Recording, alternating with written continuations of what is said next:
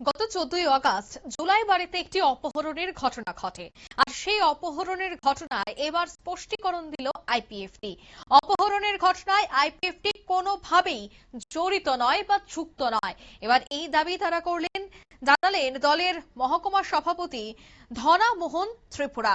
14ই August Julaibari বাজারে মনিরামপুর এলাকায় সংগঠিত ঘটনায় এই পুরো বিষয়ে নাকি আইপিএফটির নাম আসছিল, এমনটাই অভিযোগ। তবে এবার আইপিএফটির পক্ষ থেকে মহকুমা সভাপতি এই বিষয়টার তীব্র প্রতিবাদ জানায়, অভিযোগ খণ্ডন করেন। তিনি জানান যে এই অপহরণের ঘটনায় কোনোভাবেই আইপিএফটি জড়িত নয়। তবে এর পেছনে তারা দাবি করছেন যে আর্থিক লেনদেন। তবে কি সত্যি আর্থিক লেনদেন, নাকি এর পেছনে অন্য আরো এক রহস্য রয়েছে, সেটা তো অবশ্যই তদন্তে বেরিয়ে আসবে।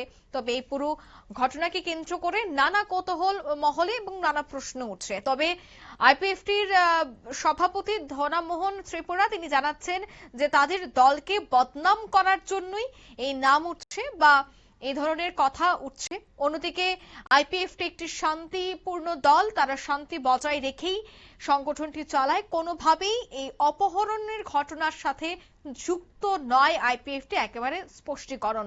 এ বিষয়ে কি বলছেন দলের মহকুমা সভাপতি ধনা মোহন ত্রিপুরা, শোনাবো।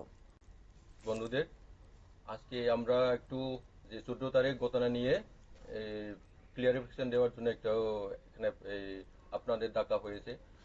যে 14 তারিখ অগাস্ট মাসে 2026 যে জুলাইবাড়ি থেকে একজন কিডন্যাপ হয়েছে, যে প্রচার হয়েছে সারা ত্রিপুরার মিডিয়ার মাধ্যমে, ওইটা অ্যাকচুয়ালি আমরা যে আইপিএফটির পক্ষ থেকে এডিসি ইলেকশন 2026-এর এপ্রিল মাসের 10 তারিখ আমরা উত্তর সোনাইছড়ি থেকে প্রচার সেরে আমরা মানিরামপুর বাইয়া সাগবাড়ি আসার জন্য আইছিলাম। আমরা শুধু একটাই মাত্র আমরা বুলেরো গাড়ি আসছিলাম। আমাদের পিজি ক্যান্ডিডেট, আমি, আমাদের বিএসসি চেয়ারম্যান, আমরা টোটালি 5 জন ছিলাম। তো ওখানের মধ্যে আমরা যখন মানিরামপুরে এসে বসেছি, তখন মানিরামপুর থেকে ননীন্দ্র ত্রিপুরা, তো সর্ণাব দেবা মোহন ত্রিপুরা আর ইন্দ্রজিৎ ত্রিপুরা সুবিধন বা পিতা, তো আরো তিনজন আসলো মেন।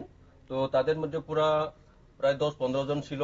প্রায় এরা সন্ধ্যা 7টার সময় আমাদের রাস্তার মধ্যে দাঁড়িয়ে যে আপনারা এখানে আইপিএফটি প্রচার করতে আসছে কেন, সে প্রশ্ন করে আমাদেরকে আমাদের গাড়ি, আমাদের ক্যান্ডিডেট, আমাদের গাড়ির ড্রাইভার, তাকে শারীরিকভাবে নিগ্রহ করা হয়, তার প্যান্ট শার্ট সব ছিঁড়ে ফেলা হয়। তো আমরাও এই প্রাণ রক্ষার জন্য আমাদের যে সঙ্গে 2জন পিজি আসিল, তারা আমাদের আইপিএফটি ক্যান্ডিডেট, তাকে নিয়ে আমরা জঙ্গলের ভিতরে চলে যাই। তো আমরা হাঁটতে হাঁটতে প্রায় 4 কিলোমিটার হেঁটে হেঁটে আমরা মানিরামপুর বাজারে এসে পৌঁছি। তার মধ্যে আমরা বিলোনিয়া পিএসে খবর দিয়ে, তো আমাদেরকে রিসুমো পিএস থেকে আমাদের উদ্ধার করা হয়। তো গাড়ি বোলেরোর গাড়ির হেডলাইট দুইটাই ভাঙ্গে শেষ করে দেওয়া হয়েছিল। বার্নারের উপরে আপনারা শুনলেন তাদের এই অভিযোগ বা তাদের বক্তব্য। তাদের দলকে বদনাম করা বা তাদের দলকে ইচ্ছাকৃতভাবে নাম জড়ানো হয়েছে। তবে এই অপহরণ কাণ্ডে কোনোভাবেই তারা যুক্ত নয় বলে এদিন স্পষ্টীকরণ দেওয়া হয় দলের পক্ষ থেকে। নিয়ে নিচ্ছি ছোট্ট একটি বিজ্ঞাপন বিরতি, সঙ্গে থাকুন।